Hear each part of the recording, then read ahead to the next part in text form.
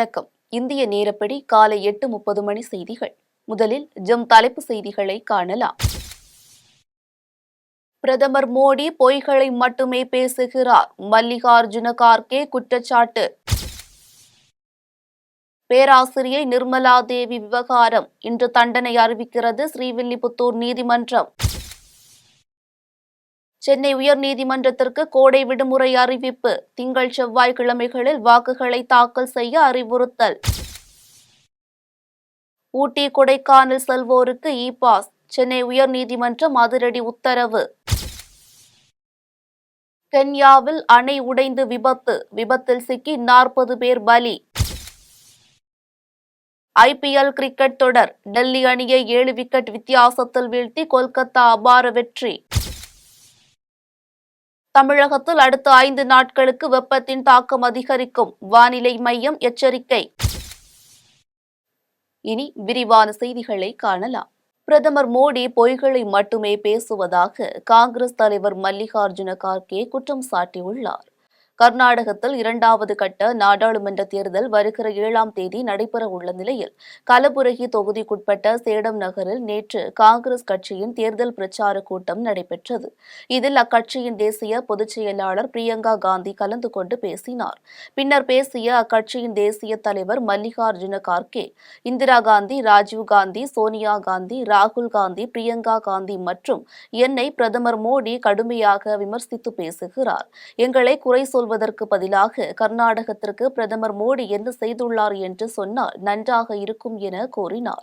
மேலும் பெண்களின் தாலியை காங்கிரஸ் பறித்துக் கொள்ளும் என்று பிரதமர் மோடி பொய் பேசுகிறார் எனவும், மக்களின் சொத்துக்களை பிடுங்கி சிறுபான்மையினருக்கு பகிர்ந்தளிக்க காங்கிரஸ் திட்டமிட்டுள்ளதாகவும் மோடி பொய் பேசி வருகிறார் என்று கூறினார்.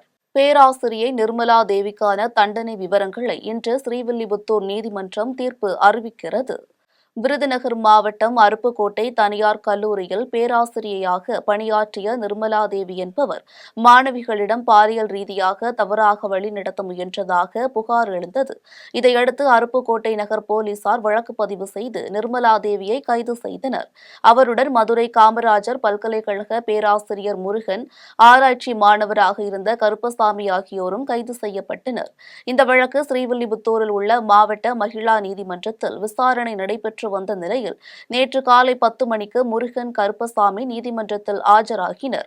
அப்போது இருவரையும் விடுதலை செய்து மாவட்ட மகிழா நீதிமன்றம் தீர்ப்பளித்தது. பின்னர் இந்த வழக்கிலிருந்து நிர்மலா தேவியை விடுவிக்க அவரது தரப்பில் வாதிடப்பட்டது. அதே நேரத்தில் அரசு தரப்பில் இதற்கு எதிர்ப்பு தெரிவிக்கப்பட்டது. இருதரப்பு வாதங்களையும் கேட்ட நீதிபதி இந்த வழக்கில் பேராசிரியை நிர்மலா தேவி குற்றவாளி என தீர்ப்பளித்தார். இந்நிலையில் இவருக்கான சிறை தண்டனை விவரம் இன்று அறிவிக்கப்பட உள்ளது. சென்னை உயர்நீதிமன்றத்திற்கு ஜூன் 2ஆம் தேதி வரை கோடை விடுமுறை அறிவிக்கப்பட்டுள்ளது. இதுகுறித்து சென்னை உயர்நீதிமன்ற தலைமை பதிவாளர் ஜோதிராமன் வெளியிட்டுள்ள அறிக்கையில், வரும் மே 1ஆம் தேதி முதல் ஜூன் 2ஆம் தேதி வரை கோடை விடுமுறை அறிவிக்கப்பட்டுள்ளது. சென்னை உயர்நீதிமன்றத்தில் மே மாதம் 8, 9 தேதிகளில் நீதிபதிகள் ஏ.டி. ஜெகதீஷ் சந்திரா, கே. குமரேஷ் பாபு, ஆர். கலைமதி ஆகியோரும், 15, 16ஆம் தேதிகளில் நீதிபதிகள் பி.டி. ஆஷா, ஆர். சக்திவேல், என். செந்தில்குமார் ஆகியோர் அவசர வழக்குகளை விடுமுறை காலத்தில் விசாரிப்பார்கள் என்று தெரிவிக்கப்பட்டுள்ளது. இதேபோல் உயர்நீதிமன்ற மதுரை கிளையில் மே 8, 9ஆம் தேதிகளில் நீதிபதிகள் பி. வேல்முருகன், அப்துல் குத்தூஸ், பி. தனபால் ஆகியோரும், 15, 16ஆம் தேதிகளில் பி. வேல்முருகன், பி. வடமலை, கே. ராஜசேகர் ஆகியோர் அவசர வழக்குகளை விசாரிப்பார்கள் என்று தெரிவிக்கப்பட்டுள்ளது. மேலும் வாரந்தோறும் திங்கள் செவ்வாய்க்கிழமைகளில் வழக்குகளை தாக்கல் செய்ய வேண்டும் என்றும் கூறப்பட்டுள்ளது. ஐபிஎல் கிரிக்கெட் தொடரில் டெல்லி அணியை வீழ்த்தி கொல்கத்தா அணி அபார வெற்றி பெற்றது. 17வது ஐபிஎல் கிரிக்கெட் தொடர் இந்தியாவின் பல்வேறு நகரங்களில் சிறப்பாக நடைபெற்று வருகிறது. இந்த தொடரில் நேற்று நடைபெற்ற 47வது லீக் ஆட்டத்தில் Delhi Capitals, Kolkata night Riders அணிகள் மோதின. இந்த ஆட்டத்தில் முதலில் டாஸ் வென்ற டெல்லி அணி பேட்டிங்கை தேர்வு செய்தது. 20 ஓவர்கள் வரை பேட்டிங் செய்த டெல்லி அணி 9 விக்கெட்டுகளை இழந்து 153 ரன்கள் மட்டுமே எடுத்தது. இதையடுத்து 154 ரன் எடுத்தால் வெற்றி என்ற இலக்குடன் கொல்கத்தா அணியின் தொடக்க ஆட்டக்காரர் ஆலோசனைக்காரர்களாக சால்ட் மற்றும் சுனில் நரேன் ஆகியோர் களமிறங்கினர். இருவரும் தொடக்கம் முதலே அதிரடியாக ஆடிய நிலையில் சால்ட் அரை சதம் அடித்து அசத்தினார். மறுமுனையில் 15 ரன் எடுத்த நிலையில் சுனில் நரேன் அவுட் ஆனார். இறுதியில் கொல்கத்தா அணி 16.3 ஓவர்களில் 157 ரன்கள் எடுத்து 7 விக்கெட் வித்தியாசத்தில் அபார வெற்றி பெற்றது. தமிழகத்தில் அடுத்த 5 நாட்களுக்கு வெப்ப அலை வீசும் என வானிலை ஆய்வு மையம் தெரிவித்துள்ளது.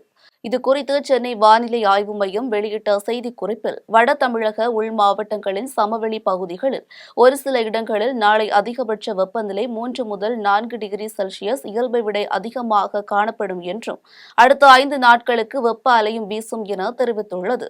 இதற்கிடையே தென் தமிழகம் மற்றும் அதனை ஒட்டிய பகுதிகளின் மேல் ஒரு வளிமண்டல கீழடுக்கு சுழற்சி நிலவுகிறது. இதன் காரணமாக நாளை கன்னியாகுமரி மற்றும் நெல்லை மாவட்டங்களில் ஓரிரு இடங்களில் லேசான மழை வாய்ப்பு உள்ளது என்றும், மற்ற தமிழக மாவட்டங்கள், புதுச்சேரி, காரைக்கால் பகுதிகளில் வறண்ட வானிலை நிலவும் என அதில் குறிப்பிடப்பட்டுள்ளது. தமிழ் வளர்ச்சித்துறையின் சார்பில் பாவேந்தரின் 133வது பிறந்தநாள் விழா மதுரையில் கொண்டாடப்பட்டது. மதுரை உலக தமிழ் சங்க பெருந்திட்ட வளாக அரங்கில் தமிழ் வளர்ச்சித்துறையின் சார்பில் பாவேந்தரின் 133வது பிறந்தநாள் விழா கொண்டாடப்பட்டது. விழாவிற்கு கவிஞர் நெல்லை ஜெயந்தா தலைமை தாங்கினார். மதுரை மாவட்ட தமிழ் வளர்ச்சித்துறையின் துணை இயக்குநர் முனைவர் மா. சுசிலா வரவேற்புரை வழங்கிட, தமிழ் வளர்ச்சித்துறை இயக்குநர் அவ்வை அருள் விழாவின் நோக்கம் குறித்து விளக்கு உரையாற்றினார். விழாவின் முன்னதாக பாவேந்தர் பாரதிதாசன் திருவுருவப்படத்திற்கு மதுரை மாவட்ட ஆட்சியர் சங்கீதா மற்றும் தமிழ் வளர்ச்சித்துறை இயக்குநர் அவ்வை அருள் ஆகியோர் மலர்தூவி மரியாதை செலுத்தினர். விழாவில் மாவட்ட ஆட்சியர் சங்கீதா பேசினார். அப்போது பாவேந்தர் பாரதிதாசன் தமிழுக்கும் அமுதென்று பேர் என்று எழுதிய கவிதை தமிழ் மொழிக்கு பரவசத்தை கொடுக்கிறது என்றும், மொழியால் பெயர் வைத்த நாடு தமிழ்நாடு மட்டுமே என்றும், நக்கீரனரின் தமிழ் பற்றை சொக்கநாதர் சோதித்த இடம் மதுரை நகர் என்பதால் தமிழ் கவிஞர் நாள் கொண்டாட பொருத்தமான இடம் மதுரை என்றும் தெரிவித்தார். அதனைத் தொடர்ந்து பேராசிரியர் கு. ஞானசம்பந்தன் தலைமையில் பாரதிதாசன் படைப்புகளில் விஞ்சி நிற்பது தமிழ் உணர்வே, சமுதாய உணர்வே என்ற தலைப்பில் பட்டிமன்றம் நடைபெற்றது. மேலும் புலவர் செந்தலை கௌதமன் தலைமையில் பாவேந்தர் கண் படைப்பு களங்கள் என்ற தலைப்பில் கருத்தரங்கம் நடைபெற்றது. இதில் தமிழ் அறிஞர்கள், தமிழ் ஆர்வலர்கள், பேராசிரியர் பெருமக்கள் என ஏராளமானோர் கலந்து கொண்டனர். வல்லத்திராக்கோட்டை கிராமத்தில் மறைந்த முன்னாள் அமைச்சரும் பிரபல சினிமா தயாரிப்பாளருமான ஆர்.எம். வீரப்பனுக்கு நினைவு மணிமண்டபம் கட்டுவதற்கான பூமி பூஜையில் தமிழக சுற்றுச்சூழல் துறை அமைச்சர் மெய்யநாதன், முன்னாள் மக்கள் நல்வாழ்வுத்துறை அமைச்சர் சி. விஜயபாஸ்கர் ஆகியோர் பங்கேற்றனர். புதுக்கோட்டை மாவட்டம் வல்லத்திராக்கோட்டை கிராமத்தைச் சேர்ந்த முன்னாள் அமைச்சரும் எம்ஜிஆரின் பட தயாரிப்பாளருமான ஆர்.எம். வீரப்பன் கடந்த 15 நாட்களுக்கு முன்னர் இயற்கை எய்தினார். அவரது இறுதிச் சடங்குகள் சென்னையிலேயே நடைபெற்ற நிலையில் அவரது அஸ்தி அவரது சொந்த கிராமமான வல்லாதிரிக்கோட்டையில் உள்ள அவரது இல்லத்திற்கு கொண்டு வரப்பட்டது. இந்த அஸ்தியை பூமிக்குள் வைத்து அதன் மீது மணிமண்டபம் கட்டுவதற்கான பூமி பூஜை அவரது குடும்பத்தினரால் ஏற்பாடு செய்யப்பட்டது. இந்த நிகழ்ச்சியில் தமிழ்நாடு சுற்றுச்சூழல் துறை அமைச்சரும் ஆலங்குடி சட்டமன்ற உறுப்பினருமான சீவ. வி. மெய்யநாதன், திருவரங்குளம் மற்றும் அறந்தாங்கி ஒன்றிய சேர்மன்கள் உள்ளிட்ட திமுக நிர்வாகிகள் கலந்து கொண்டு பூமி பூஜை செய்தனர். அப்போது ஆர்.எம். வீரப்பனின் மகன்கள் மற்றும் உறவினர்களுக்கு ஆறுதல் கூறிவிட்டு புறப்பட்டு சென்றனர். இதேபோன்று முன்னாள் மக்கள் நல்வாழ்வுத்துறை அமைச்சர் சி. விஜயபாஸ்கர், தெற்கு மாவட்ட செயலாளர் வைரமுத்து உள்ளிட்ட அதிமுக நிர்வாகிகள் மணிமண்டபத்திற்கான பூமி பூஜையில் பங்கேற்று அவரது குடும்பத்தினருக்கு ஆறுதல் கூறிவிட்டு புறப்பட்டு சென்றனர். கட்சி பாகுபாடின்றி திமுக மற்றும் அதிமுகவினர் ஆர்.எம். வீரப்பனின் மணிமண்டப நிகழ்ச்சியில் பங்கேற்றது அப்பகுதி மக்களை நெகிழ்ச்சியில் ஆழ்த்தியது. மங்கலம் பகுதியில் வெயிலின் தாக்கத்தை தணிக்க அதிமுக சார்பில் அமைக்கப்பட்டுள்ள தண்ணீர் பந்தலை திருவண்ணாமலை கிழக்கு மாவட்ட செயலாளர் எஸ். ராமச்சந்திரன் திறந்து வைத்தார். திருவண்ணாமலை மாவட்டம் மங்கலம் பகுதிகளில் துரிஞ்சாபுரம் கிழக்கு ஒன்றிய அதிமுக சார்பில் பொதுமக்களுக்கு கோடைக்கால நீர்மோர் பந்தல் அமைக்கப்பட்டது. நிகழ்ச்சியில் திருவண்ணாமலை கிழக்கு மாவட்ட செயலாளர் எஸ். ராமச்சந்திரன் கலந்து கொண்டு ரிப்பன் வெட்டி திறந்து வைத்து திராட்சை, ஆப்பிள், ஆரஞ்சு, தர்பூசணி, இளநீர், மோர் உள்ளிட்ட குளிர்பானங்களை வழங்கினார். நிகழ்ச்சியில் முன்னாள் சட்டமன்ற உறுப்பினர் அரங்கநாதன், கிழக்கு மாவட்ட அம்மா பேரவை செயலாளர் ராஜன் உட்பட பலர் கலந்து கொண்டனர். வாழப்பாடி தேசிய நெடுஞ்சாலையில் வயதான மூதாட்டியை மகன்கள் உயிருடன் சாலையோரத்தில் வீசி சென்ற சம்பவம் அப்பகுதியில் பரபரப்பை ஏற்படுத்தியுள்ளது. சேலம் மாவட்டம் வாழப்பாடி தேசிய நெடுஞ்சாலையின் ஓரத்தில் 80 வயது மதிக்கத்தக்க மூதாட்டி உயிருடன் கிடந்துள்ளார். இதனை பார்த்த வாகன ஓட்டிகள் சிலர் சாலையின் ஓரமாக நகர்த்தி விட்டுவிட்டு இது குறித்து வாழப்பாடி காவல்துறையினருக்கு தகவல் தெரிவித்தனர். தகவல் அறிந்த காவல்துறையினர் உடனடியாக சம்பவ இடத்திற்கு சென்று ஆம்புலன்ஸ் மூலம் மூதாட்டியை வாழப்பாடி அரசு மருத்துவமனைக்கு சிகிச்சைக்காக அனுப்பி வைத்தனர். மேலும் இது குறித்து விசாரணை செய்ததில் அந்த மூதாட்டி கள்ளக்குறிச்சி மாவட்டம் நயினார்பாளையம் பகுதியைச் சேர்ந்தவர் என்பதும் காரில் 80 வயது மூதாட்டியை மகன்கள் சேலம் சென்னை தேசிய நெடுஞ்சாலையின் சாலையில் ஓரம் வீசிவிட்டு சென்றதும் தெரியவந்தது. இச்சம்பவம் அப்பகுதியில் பெரும் பரபரப்பை ஏற்படுத்தியுள்ளது. சாலையில் நடந்து சென்றவர்களை தாக்கிய மது போதை நபர்கள் மீது நடவடிக்கை எடுக்க வேண்டும் என வலியுறுத்தி மதுரையில் கடையடைப்பு போராட்டம் நடைபெற்றது. மதுரை மாவட்டம் ஒத்தக்கடை ஐயப்பன் நகர் பகுதியில் 5க்கும் மேற்பட்ட இளைஞர்கள் நடந்து சென்றபோது மதுபோதையில் இருந்தவர்கள் அவர்களை தடுத்து நிறுத்தி தாக்கியுள்ளனர்.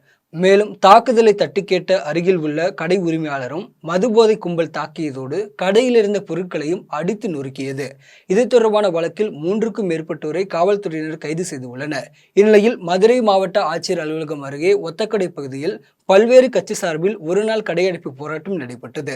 போராட்டத்தில் ஒத்தக்கடை பகுதியில் அதிக அளவில் போதைப் பொருட்கள் விற்பனை செய்யப்படுவதை தடுத்து நிறுத்த வேண்டும், போதையில் திரியும் இளைஞர்களை கட்டுப்படுத்த காவல்துறையினர் ரோந்து பணிகளில் ஈடுபட வேண்டும் என்பன உள்ளிட்ட பல்வேறு கோரிக்கைகளை வலியுறுத்தினர். பெத்தநாயக்கன் பாளையம் அருகே திமுக சார்பில் நீர்மோர் பந்தல் திறப்பு நிகழ்ச்சி நடைபெற்றது. சேலம் மாவட்டம் பெத்தநாயக்கன்பாளையம் பேருந்து நிறுத்தம் அருகே திமுக தெற்கு ஒன்றிய செயலாளர் தங்க மருதுமுத்து தலைமையில் பேரூர் கழக செயலாளர் வெங்கடேசன் முன்னிலையில் நீர்மோர் பந்தல் திறப்பு நிகழ்ச்சி நடைபெற்றது. நிகழ்ச்சியில் சேலம் கிழக்கு மாவட்ட திமுக பொருளாளர் ஆத்தூர் ஸ்ரீராம் கலந்து கொண்டு தண்ணீர் பந்தலை திறந்து வைத்து அப்பகுதி மக்களுக்கு பழங்கள் மற்றும் குளிர்பானங்களை வழங்கினார். நிகழ்ச்சியில் பேரூராட்சி தலைவர் பழனியம்மாள், ராசாமணி, பொதுக்குழு உறுப்பினர் முத்துலிங்கம் உட்பட பலர் கலந்து கொண்டனர். செய்யாறு அருகே 30 ஆண்டுகளுக்கு முன்பு படித்த முன்னாள் மாணவர்களின் சந்திப்பு நிகழ்ச்சி நடைபெற்றது. திருவண்ணாமலை மாவட்டம் செய்யாறு அடுத்த முனுகப்பட்டு அரசு மேல்நிலைப் பள்ளியில் 30 ஆண்டுகளுக்கு முன்பு பள்ளியில் படித்த முன்னாள் மாணவர்கள் சந்திப்பு நிகழ்ச்சி நடைபெற்றது. நிகழ்ச்சியில் முன்னாள் மாணவர்கள் தங்களது ஆசிரியர்களுக்கு ஆப்பிள், சாத்துக்குடி, மாதுளை, ஆரஞ்சு உள்ளிட்ட பல வகைகளை சீர்வரிசை பொருட்களாக வழங்கினர். மேலும் 30,000 மதிப்புள்ள பீரோவை பள்ளி தலைமை ஆசிரியருக்கு பரிசாக வழங்கினர். இதைத் தொடர்ந்து முன்னாள் மாணவர்கள் ஆசிரியர்களுக்கு சால்வை அணிவித்தும் நினைவு பரிசுகளை வழங்கியும் கௌரவித்தனர். ஆவடி அருகே நகை கடையிலிருந்து 1,50,00,000 மதிப்பிலான தங்கம் மற்றும் வெள்ளி நகைகளை கொள்ளையடித்த நபர்களை காவல்துறையினர் கைது செய்தனர். ஆவடி அருகே முத்தாபுதுப்பேட்டை எல்லையம்மன் நகர் பகுதியில் பிரகாஷ் என்பவர் நகைக்கடை மற்றும் அடகு கடை நடத்தி வந்தார். இந்நிலையில் கடந்த 15ஆம் தேதி 4 வடமாநில வாலிபர்கள் பிரகாஷின் கடைக்குள் புகுந்து அவரை கட்டி போட்டு விட்டு 1,50,00,000 ரூபாய் மதிப்பிலான தங்கம் மற்றும் வெள்ளி நகைகளையும் ரூபாய் 5 லட்சத்தையும் கொள்ளையடித்து சென்றனர். இது தொடர்பாக காவல் நிலையத்தில் அளித்த புகாரின் பேரில் வழக்கு பதிவு செய்த காவல்துறையினர் ராஜஸ்தானை சேர்ந்த தினேஷ்குமார், சேட்டன் ராம் ஆகிய இருவரை கைது செய்தனர். கைது செய்யப்பட்டுள்ள இருவரும் கொள்ளை சம்பவத்தில் ஈடுபட்ட மேலும் 2 பேருக்கும் தங்குவதற்கு இடம் கொடுத்ததால் காவல்துறையினர் இருவரையும் ராஜஸ்தானில் கைது செய்தனர் என்பது குறிப்பிடத்தக்கது. திருவள்ளூரில் நுரையீரல் நோயால் பாதிக்கப்பட்ட நபர் ஆக்சிஜன் சிலிண்டருடன் மாவட்ட ஆட்சியர் அலுவலகத்திற்கு சென்று மனு கொடுத்த சம்பவம் பரபரப்பை ஏற்படுத்தியது. திருவள்ளூர் மாவட்டம் பெரியபாளையம் அடுத்த ஆரணி புதிய தமிழ் காலனியைச் சேர்ந்த பிரவீன்குமார் என்பவர் கும்மிடிப்பூண்டி சிப்காட் தொழிற்பேட்டையில் உள்ள சிலிக்கான் பவுடர் தயாரிக்கும் தனியார் தொழிற்சாலையில் கடந்த 10 ஆண்டுகளாக பணிபுரிந்து வந்துள்ளார்.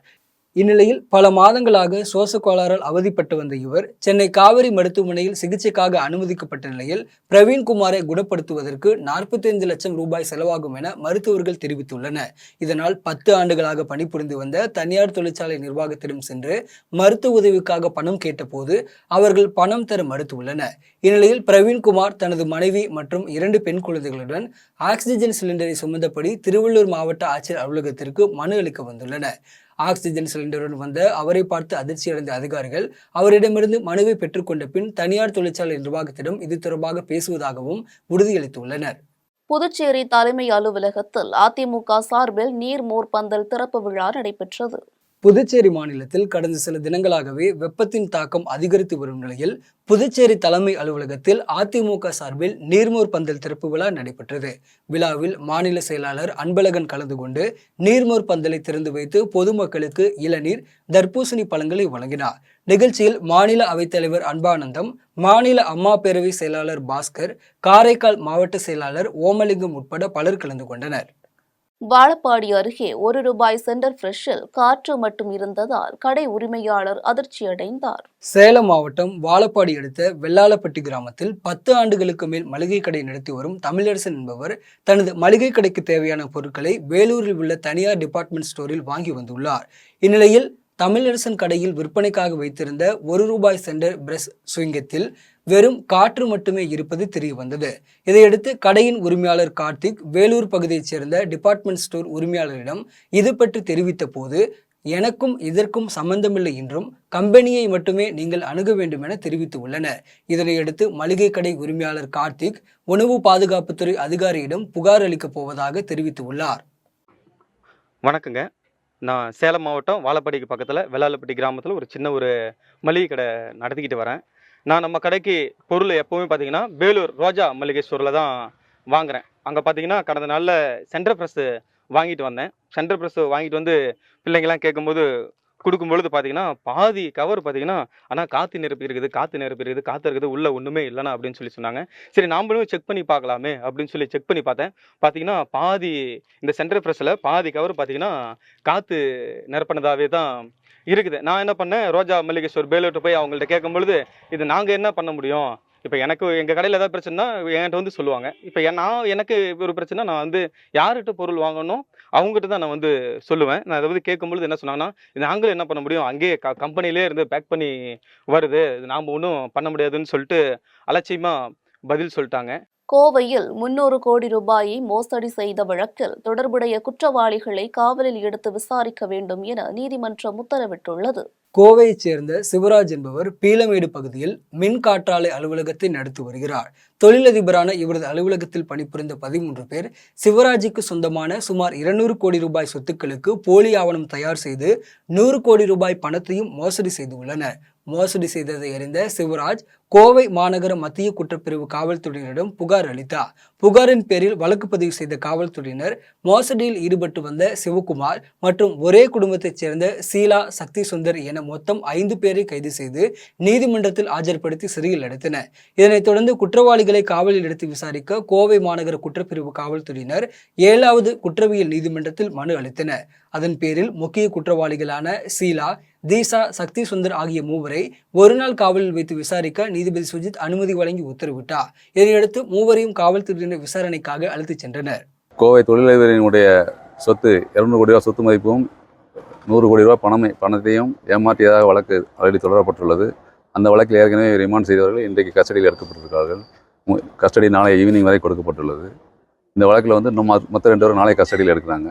இந்த வழக்கு பொறுத்தவரையில் வந்து ₹200 கோடி சொத்து மதிப்பு மற்றும் ₹200 கோடி வந்து சொத்து மதிப்பு பணமாக வந்து கேஷாக வித்ரா பண்ணியிருக்க வந்து ₹40 கோடி வித்ரா பண்ணியிருக்காங்க. இந்த அக்யூஸ்ட் எல்லாம் சேர்ந்து பேலன்ஸ் ₹60 கோடி போர்ஜரி அக்கௌண்ட் பேரலாக போர்ஜரி அக்கௌண்ட் ஒன்று கிரியேட் பண்ணி அந்த பணத்தை அதில் ட்ரான்ஸ்ஃபர் பண்ணி அதுலேருந்து பணத்தை வித்ரா பண்ணியிருக்காங்க. இந்த மாதிரி மோசடி வழக்கில் நடந்துகிட்டு இருக்குது. இதில் இன்னும் அக்யூஸ்ட் எல்லாம் பல தலைமுறையாக உள்ளனர். அவர்களெல்லாம் கைது செய்வதற்கு போலீஸ் தீவிர நடவடிக்கை எடுத்துக்கொண்டு இருக்குது. பணம் வந்து இப்போதைக்கு ஒரு சுமார் கோடிக்கான அமௌண்ட்டு அக்கௌண்ட்டை ஃப்ரீஸ் பண்ணி வச்சுருக்கோம். 7 crores அமௌண்ட் வந்து ஃப்ரீஸ் பண்ணியிருக்காங்க. சொத்தை வந்து நான் ஆல்ரெடி அட்டாச்மெண்ட் போட்டாச்சு. போலீஸ் அட்டாச்மெண்ட் பண்ணியிருக்கு. நானும் இன்கம் டேக்ஸ் மூலியமாக அந்த சொத்தை வந்து 50 கோடி சொத்தை வந்து கேன்சலேஷன் பண்ணி சேல் கிடைச்சலான்னு சொல்லி கேன்சலேஷன் வாங்கியிருக்கோம். எல்லா ரெக்கவரி மும்முனை மின்சாரம் வழங்க வேண்டும் என வலியுறுத்தி ஆத்தூர் கோட்ட செயற்பொறியாளர் அலுவலகத்தை முற்றுகையிட்டு விவசாயிகள் கோரிக்கை மனு அளித்தனர். சேலம் மாவட்டம் தலைவாசல் வீரகனூர் கெங்கவள்ளி பகுதியில் உள்ள விவசாயிகள் தலைவாசல் மின்வாரி அலுவலகத்தை முற்றுகையிட்டு கோரிக்கை மனு அளித்தனர். இதனையடுத்து ஆத்தூரில் உள்ள கோட்ட செயற்பொறியாளர் அலுவலகத்தை முற்றுகையிட்டு கோட்ட செயற்பொறியாளர் ராணியிடம் விவசாயிகள் மனு அளித்தனர். அதில் விவசாய நிலங்களுக்கு மும்முனை மின்சாரம் இல்லாமல் தங்களது வாழ்வாதாரம் பாதிக்கப்பட்டு வருவதாகவும் இது தொடர்பாக உடனடியாக நடவடிக்கை எடுக்க வேண்டும் எனவும் மனுவில் தெரிவித்திருந்தனர். கோட்ட செயற்பொறியாளர் ராணி உயரதிகாரிகளிடம் இது தொடர்பாக பேசி தீர்வு காணப்படும் என தெரிவித்ததை அடுத்து விவசாயிகள் முற்றுகையை கைவிட்டு அங்கிருந்து கலந்து சென்றனர். எங்களுக்கு வந்து 10-11 வருஷமா மும்முனை மின்சாரம் பிரச்சனை இல்லாமல் இருந்தது. சமீப காலமாக அதான் தேர்தலுக்கு பின்னாடி எங்களுக்கு வந்து 2P சப்ளை தான் அதிகமாக இருக்குது. மும்முனை மின்சாரங்கிறது 1 மணி நேரம், 2 மணி நேரம், 3 மணி நேரம் கிடைக்குது. அதுவும் ட்ரிப்பாய்க்கு அதாவது கட் பண்ணி தான் விட்டுட்டு இருக்காங்க. அதனால் நாங்கள் விவசாயத்தை நம்பி தான் நாங்கள் வாழ்ந்துட்டு இருக்கோம். எங்கள் வாழ்வாதாரமே இதுதான். இப்போ இயற்கையும் பொய்த்து விட்டது. அதனால் மின்சாரமும் எங்களுக்கு சரியாக வர கிடைக்கல. அதனால் தண்ணி வந்து பார்த்திங்கன்னா போர்வெல் இதெல்லாம் ஓடினா தான் எங்களுக்கு தண்ணியே. அதனால் எங்களுடைய வாழ்வாதாரத்துக்கு வழிவகுக்கணும்னு சொல்லி நாங்கள் ஒரு 20 மணி நேரமாவது எங்களுக்கு மும்முனை மின்சாரம் கிடைச்சாதான் நாங்கள் விவசாயம் செய்ய முடியும். அது சம்மந்தமாக செயற்புடைய உதவி செயற்பாளர்கிட்ட வந்து நாங்கள் மனு கொடுத்துருக்குறோம். அதை வந்து நடவடிக்கை எடுத்து எங்களுடைய கோரிக்கையை அரசுக்கு கவனத்துக்கு கொண்டு போகிறோன்னு சொல்லியிருக்காங்க. பாலூரில் 20 ஆண்டுகளுக்கும் மேலாக கூலி தொழிலாளியின் வீட்டிற்கு மின் இணைப்பு வழங்க மறுத்து வரும் மின்வாரிய துறை மீது நடவடிக்கை எடுக்க கோரி பாதிக்கப்பட்ட மரிய அந்தோணி என்பவர் மாவட்ட ஆட்சியர் அலுவலகத்தில் மனு அளித்துள்ளார். கன்னியாகுமரி மாவட்டம் கிள்ளியூர் தாலுகாவிற்கு உட்பட்ட கருங்கல் அடுத்த பாலூரைச் சேர்ந்த கூலி தொழிலாளியான மரிய அந்தோணி என்பவர் தனது தந்தைக்கு சொந்தமான நிலத்தில் வீடு கட்டி வசித்து வருகிறார். இவர் வீட்டிற்கு முறையாக வரி செலுத்தியுள்ள நிலையில் 20 ஆண்டுகளாக வீட்டுக்கு மின் இணைப்பு கேட்டு மின்வாரி அலுவலகத்தில் மனு அளித்துள்ளார். ஆனால் இதுவரை மின் இணைப்பு கொடுக்க மின்வாரி அதிகாரிகள் முன்வரவில்லை. கூலி தொழிலாளி என்பதால் இவரிடமிருந்து எதையும் பெற முடியாது என்பதால் மின்துறையினர் மின் இணைப்பு கொடுக்க முன்வரவில்லை என்ற சந்தேகம் பல்வேறு தரப்பிலும் எழுந்து உள்ளது.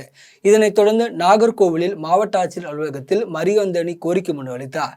அதில் உடல்நலம் சரியில்லாமல் உள்ள தனது மனைவிக்கு மின் இணைப்பு இல்லாததால் மின்விசிறி பயன்படுத்த முடியவில்லை என்றும் மின் இணைப்பு வழங்க மின்துறைக்கு உத்தரவிட வேண்டும் என்றும் மரிய அந்தோணி தெரிவித்துள்ளார். பட்டுக்கோட்டையில் அரசு அறிவிப்பை மீறி பள்ளியை திறந்து பாடம் நடத்தும் பள்ளிகள் மீது நடவடிக்கை எடுக்க வேண்டும் என பெற்றோர்கள் கோரிக்கை விடுத்துள்ளனர். தஞ்சை மாவட்டம் பட்டுக்கோட்டை மற்றும் அதனை சுற்றியுள்ள பகுதிகளில் செயல்படும் ஒரு சில பள்ளிகளில் அரசு உத்தரவை மீறி மாணவர்களுக்கு பாடம் நடத்தி வருகின்றன. இந்த நிலையில் வெயிலின் தாக்கம் பட்டுக்கோட்டை பகுதியில் அதிகமாக காணப்படுவதால் பள்ளிக்கு வரும் மாணவ மாணவிகள் உடல் சோர்வு ஏற்பட்டு மன ரீதியாக பாதிப்படைந்து வருவதாக மாணவர்களின் பெற்றோர்கள் வேதனை தெரிவிக்கின்றனர்.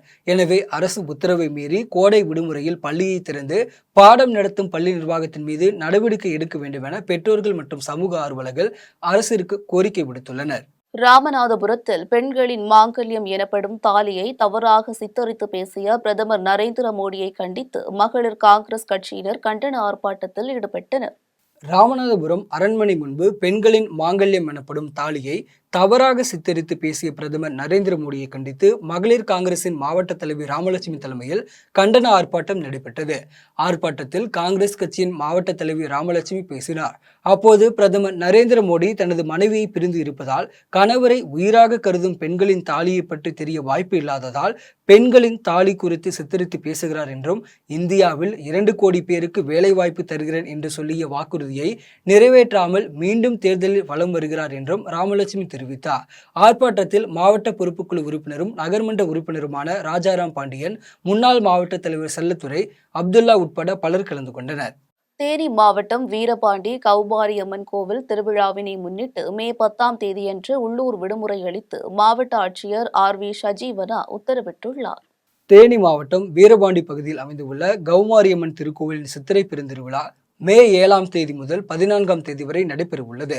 இவ்விழாவில் முக்கிய நிகழ்ச்சியான தேரோட்டம் மே 10ஆம் தேதி அன்று நடைபெறுவதால் தேனி மாவட்டத்தில் உள்ள அனைத்து மாநில அரசு அலுவலகங்கள், அரசு சார்ந்த துறைகள் மற்றும் அனைத்து விதமான கல்வி நிலையங்களுக்கும் மாவட்ட ஆட்சியர் RV சஜ்வானா உள்ளூர் விடுமுறை அறிவித்துள்ளார். மேலும் இந்த உள்ளூர் விடுமுறை செலவாணி முறிச்சட்டம் 1881 கீழ் வராது என்பதால் அன்றைய தினம் தேனி மாவட்டத்தில் தலைமை கருவூலம், சார்பு நிலை கருவூலங்கள் மற்றும் அரசு சார்ந்த அலுவலகங்களை கவனிக்கும் பொருட்டு குறிப்பிட்ட பணியாளர்களுடன் அலுவலகங்கள் செயல்படும் என்றும் உள்ளூர் விடுமுறை தினத்தை ஈடு செய்யும் வகையில் மே 25ஆம் தேதி வேலை நாளாக செயல்படும் என்று மாவட்ட ஆட்சியர் RV சஜ்வேனா அறிவித்துள்ளார்.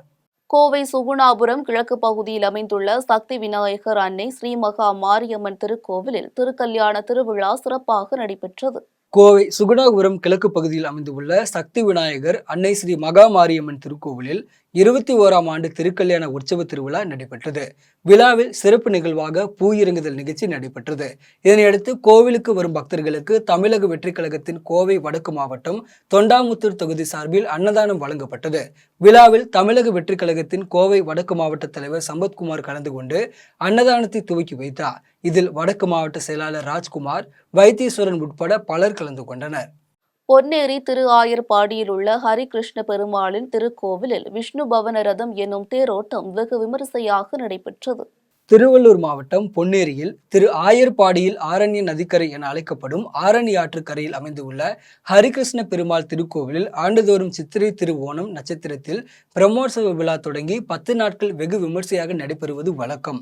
அந்த வகையில் கடந்த 23ஆம் தேதி கொடியேற்றத்துடன் தொடங்கிய 5ஆம் நாள் விழாவில் பொன்னேரி அகத்தீஸ்வரன் திரு ஆயர்பாடி ஹரிகிருஷ்ண பெருமானை சந்திக்கும் உற்சவம் வான வேடிக்கைகளுடன் கோலாகலமாக நடைபெற்றது. இதனைத் தொடர்ந்து 7ஆம் நாள் நிகழ்ச்சியில் தேரோட்ட விழா சிறப்பாக நடைபெற்றது. விழாவில் விஷ்ணு பவன ரதம் என்று அலங்கரிக்கப்பட்ட தேரில் ஹரிகிருஷ்ண பெருமாள் ஸ்ரீதேவி பூதேவியுடன் வீட்டிலிருந்து அருள் பாலித்தார். தேரை திரளான பக்தர்கள் கலந்து கொண்டு வடம் பிடித்து இழுத்தனர். தேர் முக்கிய வீதிகள் வழியாக சென்று மீண்டும் தேர் கோவிலின் நிலையை வந்தடைந்தது. இதில் திரளான பக்தர்கள் கலந்து கொண்டு ஹரிகிருஷ்ண பெருமாள் ஸ்ரீதேவி பூதேவி வழிபட்டனர். மீண்டும் ஜம் தலைப்பு செய்திகள். பிரதமர் மோடி பொய்களை மட்டுமே பேசுகிறார், மல்லிகார்ஜுன கார்கே குற்றச்சாட்டு. பேராசிரியை நிர்மலா தேவி விவகாரம் இன்று தண்டனை அறிவிக்கிறது ஸ்ரீவில்லிபுத்தூர் நீதிமன்றம். சென்னை உயர்நீதிமன்றத்திற்கு கோடை விடுமுறை அறிவிப்பு, திங்கள் செவ்வாய்க்கிழமைகளில் வாக்குகளை தாக்கல் செய்ய அறிவுறுத்தல். ஊட்டி கொடைக்கானல் செல்வோருக்கு இ பாஸ், சென்னை உயர்நீதிமன்றம் அதிரடி உத்தரவு. கென்யாவில் அணை உடைந்து விபத்து, விபத்தில் சிக்கி 40 பேர் பலி. IPL கிரிக்கெட் தொடர், டெல்லி அணியை 7 விக்கெட் வித்தியாசத்தில் வீழ்த்தி கொல்கத்தா அபார வெற்றி. தமிழகத்தில் அடுத்த 5 நாட்களுக்கு வெப்பத்தின் தாக்கம் அதிகரிக்கும், வானிலை மையம் எச்சரிக்கை. இத்துடன் ஜம் செய்திகள் நிறைவடைகின்றன. மீண்டும் ஜம் செய்திகள் மதியம் 1:30 மணிக்கு. உடனுக்குடன் செய்திகளை காண ஜம்லைவ்.tv என்ற இணையதளத்தில் இணைந்திருங்கள். நன்றி, வணக்கம்.